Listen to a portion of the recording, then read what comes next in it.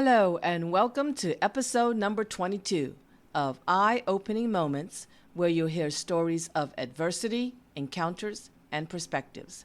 These are real-life stories that can lift your spirits, give you some food for thought, or move you. I'm your host, Emily K. Tan. In this episode, you will hear about letting go, walking on crispy leaves, and the color blue.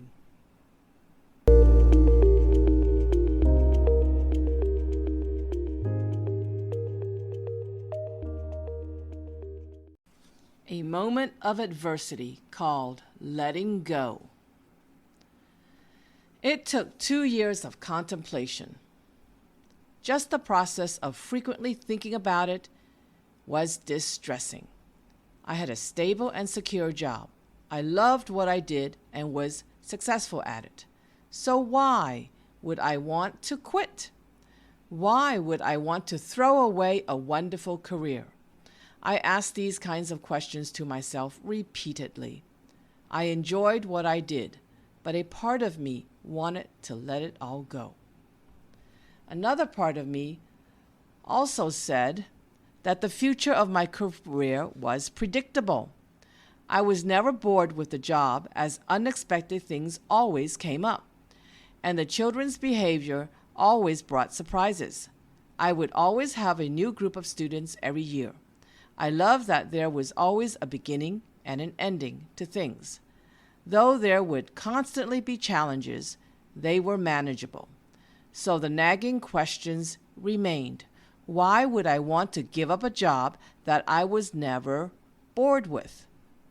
Why would I walk away from something that brought out and utilized my strengths of organization and management? I became a teacher because I wanted to make a difference for children, and I was doing my job with that purpose. What could be more satisfying than that? I was content, yet I was not, too. I was satisfied with my career, but I wondered, I suspected I was missing out on something in life. I had been teaching for 17 years, and I had only been in one world, the world of elementary education. There had to be more out there in the world, and that I had never seen or experienced. I was missing out on something. This thought pestered me in my mind. It was unsettling, and I was constantly reminded about it as I went to business meetings at night to learn about another potential career path. I learned about a business opportunity that promoted great wealth in the financial services industry. While that could draw many people, that was not what attracted me to the business. I saw that I got to meet many different people from various professions. In my job, all my coworkers were teachers. It was exciting to interact with people from different backgrounds in the business. I learned new things from them, and it broadened my perspectives. It led me to think of things I didn't consider before. While there was always a gathering of new and seasoned people in weekly evening meetings, what connected us all was a dream for a better life. Perhaps it was the allure of fame and fortune, the fun of socializing, or the chance to take action to make dreams come true that drew crowds of people to the office. I enjoyed getting dressed up in business attire, something different from my regular day job, and going to an office to see enthusiastic people smiling and welcoming others to come to chase and realize their dreams through the business opportunity. Learning about how money worked, getting new ideas, and interacting with people who were not teachers were fun. It was more fun than parties or eating and socializing. The pre-meeting time of people chatting had a purpose and was meaningful. It seemed to keep telling me that there are many opportunities out there, and it was up to me to go for it. It exposed me to people from all walks of life. It expanded my world and begged me to see more of it. What impressed me the most were the conventions. Successful leaders would speak on stage in front of thousands of people. They would share some knowledge, but spend most of the time motivating and exciting people to go out and make sales. They knew it was not easy to work with high rejection rates, but showed that they kept pressing on and didn't give up to arrive at success to make millions. Their stories made me dream. I dreamed for myself to be that leader on stage in front of thousands. I wanted to move, touch, and inspire people as they did. I had a voice that wanted to come out. I wanted to make a difference for others on a large scale. That motivated me to be in the business, even though it was full of challenges. I knew the reward would be great if I overcame the challenges. Though I was happy with my job, I realized that I lived in a small world. The Sagittarian in me wanted to explore more places, meet more people, and learn more things. I hungered for more than I had. I could no longer be satisfied with what I had.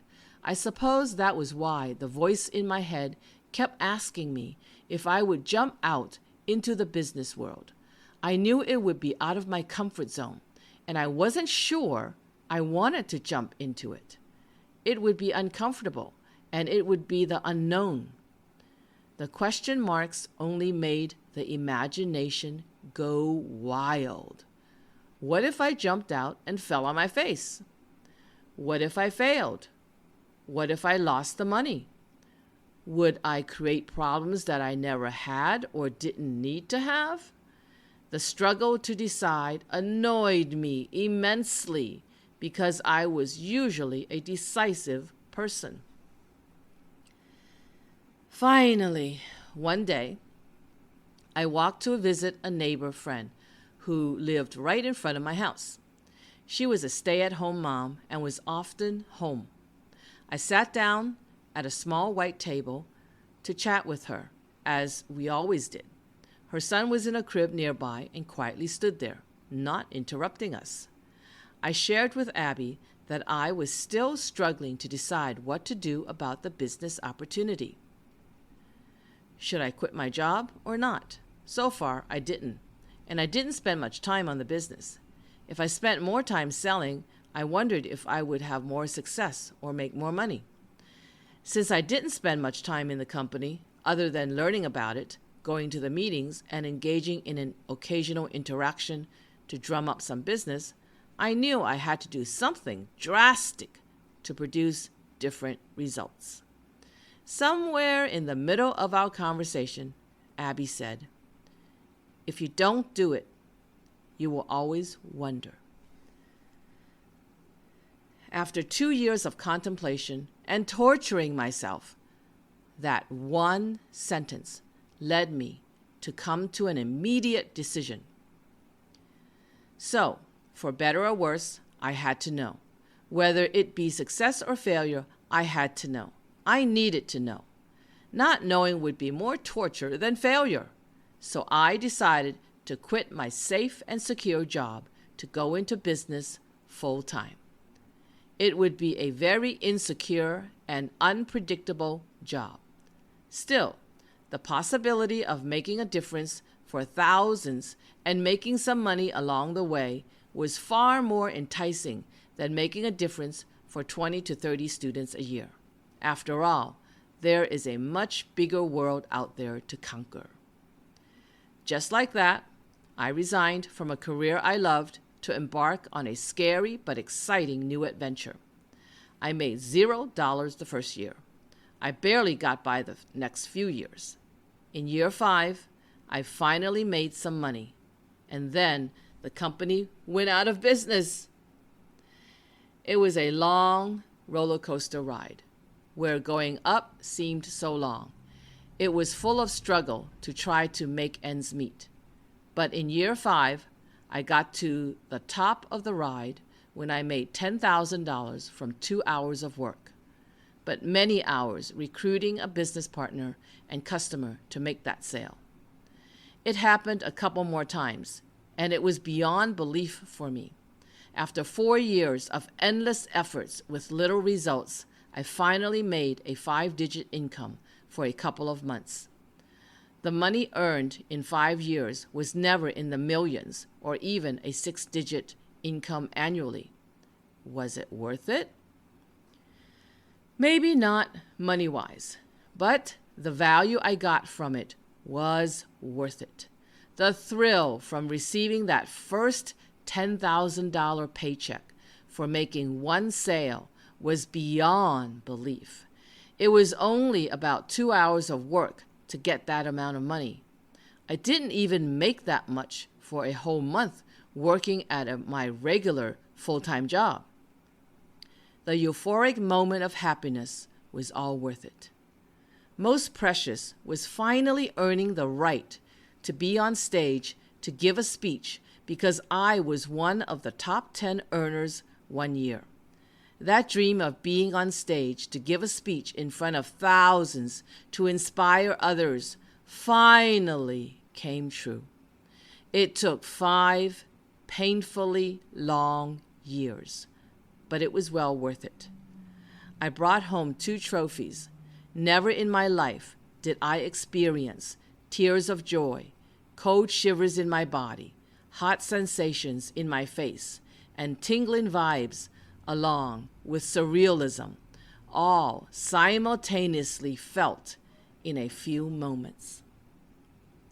Aside from one incredible evening of speeches and awards, the most exceptional gems from joining the business were the experiences, knowledge, and personal growth and development gained.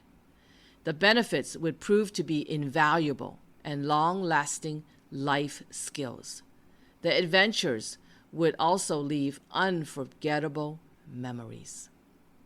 I morphed from an introvert to be a little more extroverted. I transformed from a school teacher, to a businesswoman. I shifted from inside a safe box to many outside the box experiences. I moved from a small world to a bigger world. I slid from conformity to non-conformity. I leaped from a well-guarded life to a life of engaging in many risks. While the business did not altogether bring those results, it provided the opportunity or space to help make it all happen. Though I had the abilities in me, I had trapped myself in a cocoon for most of my life. The business compelled me to go through a metamorphosis, break free, and be a butterfly, freely soaring. The difficulty of letting go was the fear of the unknown and the fear of failure. Once realizations and courage broke the chains, freedom and fun appeared.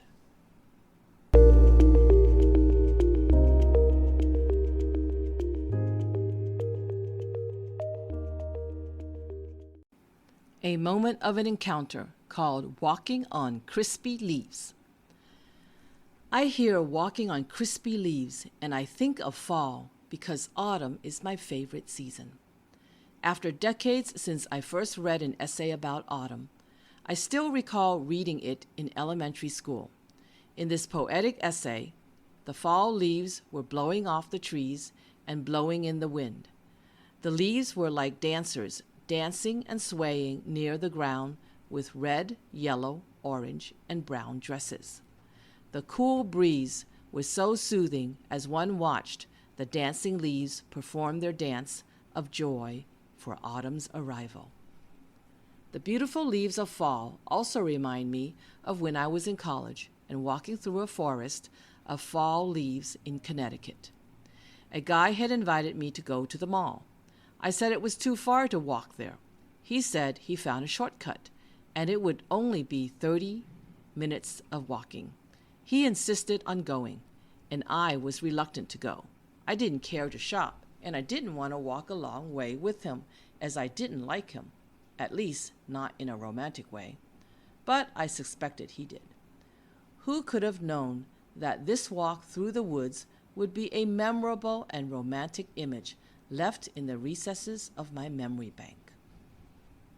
It was a cool early autumn day. As I walked through the woods, the leaves rustled under our feet. The ground was covered with all the colors of fall. We strode through at a leisurely pace. There wasn't a clear path for many people to walk through. The air was cool, but not cold. We never saw a single person in these woods during our entire walk. There were boulders and rocks here and there. We stopped to take pictures because it was just too beautiful. He had the camera. He must have planned it. I have a photo where he sat on top of a boulder, looking cool by posing sideways and looking away from the camera. I have another one of him holding his jacket behind one side of his shoulders, another supposedly calm and relaxed look. There were pictures of me on that giant boulder and in the autumn leaves of the woods too. As we walked, he started to sing a song. Can't help falling in love with you. He said he liked Elvis, but knowing him, he had a double meaning behind what he said. Anyway, it was unforgettable for me. I had no romantic feelings for him, but to this day, I think it is one of the most romantic scenes I have been in, walking through the woods in the fall with a guy singing me love songs as the colorful leaves surrounded us. I am glad for the precious and sweet moments.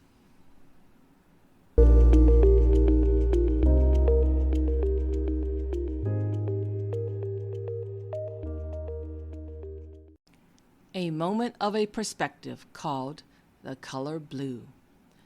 The most beautiful blue is the bold blue Mongolian sky. On a clear sunny day in Mongolia, I looked before me while riding on a horse. The rich blue sky before me caught my eyes between two rocky mountains. I had to stop to stare at it in awe. I had never seen such a beautiful blue sky in all my life. With puffy cumulus clouds all around, it made the blue sky look all the more beautiful. It looked like a perfectly painted picture, but it was not. It was real. I kept staring in disbelief at the natural beauty in front of me. I didn't want to stop looking. A different blue, a clear, sparkling light with a hint of a baby blue color, is also beautiful. You can see this on an island in Thailand. I sit down in the water close to the sandy, glittering white specks at the beach and look at my legs and feet in amazement because I can see them while they are all in the water. You would almost think that you were in a bathtub in your own house. But you know you are not because of the sun shining on the water with glimpses of baby blue. With this unique experience with the sea, I had to sit with it a bit longer. I began to buy blue bath towels, blue bed sheets, a blue rug, a blue shower curtain, and blue wasn't even my favorite color. Yellow and green blend together to make blue. I love yellow for warmth and cheeriness. I love green for growth and nature. I suppose bringing the two together creates tranquility for me. And so the color blue has become the primary color of my decor at home. Just the other day, a friend said, "When I walk into your home, it is so zen, so calming." I thought, that is exactly the feeling I want to have when I come home. I want to come home and relax. I am always looking to be calm. I don't enjoy getting angry and having bad feelings. Getting mad is me losing control. Surrounding myself with blue, I help keep my emotions under control. Suddenly, I am reminded of how I like to be in control. It is power. I do not want to allow others to take advantage of me, bully me, get to my emotions, and have me less level-headed. All at once, I am reminded of when I once got a speeding ticket. I was driving 35 miles an hour in a 25 miles an hour speed limit area. And it was not a residential area. Drivers in front of me and behind me were all getting ticketed. With the ticket, I went to driving school. While in class, I saw videos of drunk driving or impaired driving and the horrific results. Before watching the videos, each person in the class had to state how they got a ticket and specify what happened. To my surprise, most people were just like me, driving faster than the speed limit, and no one was moving or extremely high speeds or in the freeway driving fast. We were reminded not to drink and drive. During the lecture, to my surprise, I discovered why I don't drink alcohol much. I refuse to lose control. I like to be in control. Unbeknownst to me, I want control because I think losing control will make me vulnerable. And I refuse to put myself in a position of vulnerability. If I am in such a position, I may get hurt. What a revelation. Blue is the sky, blue is the body of water. Blue are my towels and sheets, and blue is my apartment walls. What lengths have I gone to surround myself with blue, calm myself with blue, and be in a world of peace? Of course, I cannot fully insulate or protect myself from the painful parts of life, but I can do something to reduce it. The colors you choose for your environment can make a difference.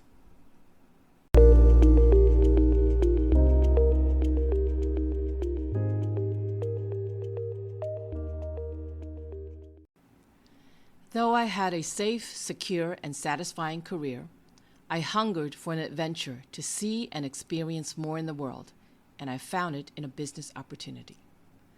Though I was reluctant to take a walk to the mall with a friend, our stroll ended up being one of the happy moments engraved in my memory bank. Though blue is not my favorite color, I have found it to be the most soothing and calming color to decorate my home. Next week, you will hear 3 new real-life stories called Blackout, A Lesson on Trust, and Birthday Celebrations. If you enjoyed this episode of Eye-Opening Moments, please leave a comment, share it on your social media, subscribe on YouTube, or go to inspiremereads.com. Thank you for listening.